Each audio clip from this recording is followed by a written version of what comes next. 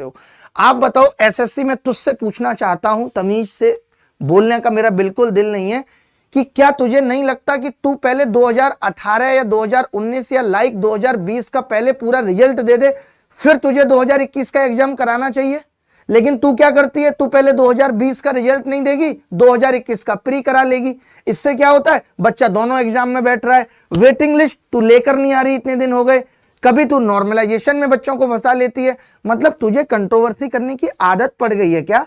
तू कैसी महिला है जो इस तरीके की हरकतों से वाज नहीं आ रही? और सबसे कमाल की बात यह है कि तेरे ससुर, सरकार साहब सब बैठे हुए हैं, वो तेरे से कुछ पूछते नहीं है। उन्होंने तुझे इतनी छूट दे दी है कि भाई ये हमारी ऐसी बहू है, ये राज करेगी दुनिया पे, इससे कोई कुछ काम नहीं कराएगा, कोई कुछ नहीं पूछेगा, ठीक काम कर रही है, सही काम कर रही है, ये जो चाहेगी वो करेगी। एक ऐसी बहू बन गई है जो सब कुछ अपनी मर्जी से कर रही है। तो मैं एसएससी से ये पूछना चाहता हूं, ये कहना चाहता हूं कि आप प्लीज अपनी औकात में आकर के, जितने भी बच्चे प्रोटेस्ट कर रहे हैं, क्योंकि हर एक बच्चा ये सोचता है कि वो अपने परिवार को, उसके परिवार के 50 साल इस बात पे निर्भर हैं कि उसकी नौकरी लगेगी तो उसकी पीढ़ी सुधरेगी। 50 साल, 4 साल से वो तैयारी कर रहा है, और तुम्हारे एक ऐसे टुच्चे से छोटे से डिसीजन से अगर वो बाहर हो जाता है तो उस पे, उसके परिवार पे क्या बीतेगी ये तुम नहीं सोच सकते। समझ में आ रही है बात? तो मैं ये एसएससी को वार्निंग भी देता हूं और चेतावनी भी देता हूं कि आप ये चीज ठीक करें, और आप इस बार ये बता दें नोटिफिकेशन डाल के कि अगली बार से हम 1 अगस्त से करेंगे, बट इस बार ऐसा नहीं करेंगे। कोई भी बच्चा बाहर नहीं होना चाहिए। और इसमें सबसे ज्यादा नुकसान जो होता हुआ दिख रहा है वो दिख रहा है यूआर कैटेगरी वालों के लिए, जर्नल वालों के लिए होता दिख रहा है। तो ये भी एक बहुत दुख की बात है कि मतलब हम क्या चाहते हैं।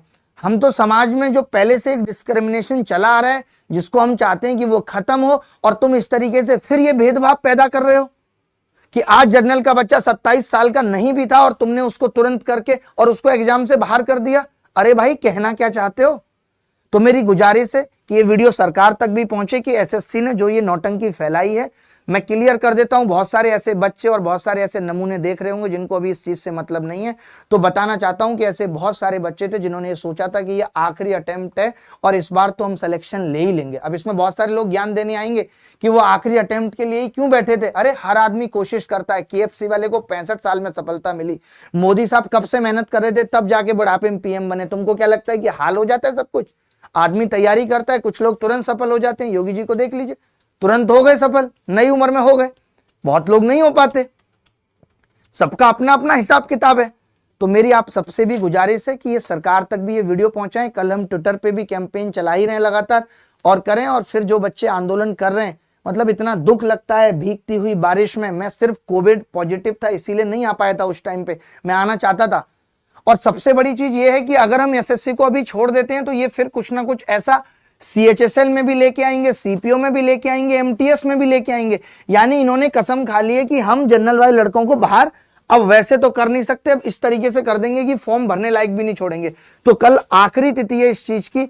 एसएससी इस चीज को अभी बदले और उन बच्चों को भी मौका दे जो 1 जनवरी और 1 अगस्त के बीच में जन्मे हैं। ये मेरी गुजारिश भी है और वार्निंग भी है, क्योंकि गलती पे तुम हो और हम जैसे लोगों का ये फर्ज है कि समाज में, देश में कुछ भी अगर गलत हो रहा है तो हम उस पर आवाज उठाएं, उस पर बोलें। और सबको बोलना चाहिए। मैं कहता हूं बड़े बड़े मीडिया चैनल, इन सबको भी ये देखना चाहिए कि जो बच्चे आंदोलन कर रहे हैं, आज ये ट्रेंड हो गया है, कोई भी मीडिया वाला आता है, बच्चों से पूछ ली, मतलब फॉर्मेलिटी कर रहे हैं, वो भी बच्चों से पूछ ली क्या इशू है, चैनल पे दिखा दे। अरे क्यों? तुम्हें हक है कि तुम जाके एसएससी के चेयरमैन से भी पूछो कि वो क्या करना चाहते हैं, क्या नहीं। मीडिया के पास ये राइट्स हैं और उसको इस राइट्स का यूज करना चाहिए कि पहले बच्चों से उनका इशू पूछे। मुझे आज भी याद है 2017 में जब हमने आंदोलन किया था, पेपर आउट हुआ था, तो चेयरमैन साहब मिला के पूछ भी रहे थे कि इशू क्या है। आज तो मतलब इतनी तानाशाही हो गई कि एसएससी के बाहर लोग प्रोटेस्ट कर रहे हैं, आंदोलन कर रहे हैं और किसी को कोई मतलब नहीं है। एसएससी ने एक नोटिस जारी करके ये नहीं कहा कि हाँ हम इस चीज पे सोच रहे हैं, बात कर रहे हैं। और आपको करना कितना कुछ है, कोई बहुत एफर्ट आपको नहीं डालना। ठीक है, आपने गलती की, अब आप उसको एक्सेप्ट करके बोल दीजिए कि अगले साल से हम ऐसा करेंगे, अभी हमने नहीं किया, कोई बात नहीं। मैं इस बात को भी खत्म कर रहा हूं। इस बात पे एक बड़ी चर्चा होगी अगर एसएससी इसको ठीक नहीं करती है, और ठीक उसको हर हाल में करना पड़ेगा।